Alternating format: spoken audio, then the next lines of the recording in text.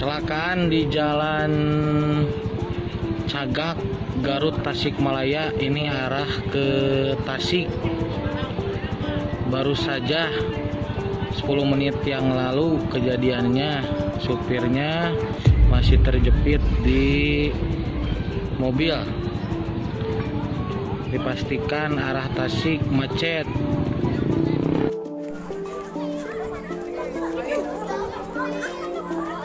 Tragedi lagi, kecelakaan.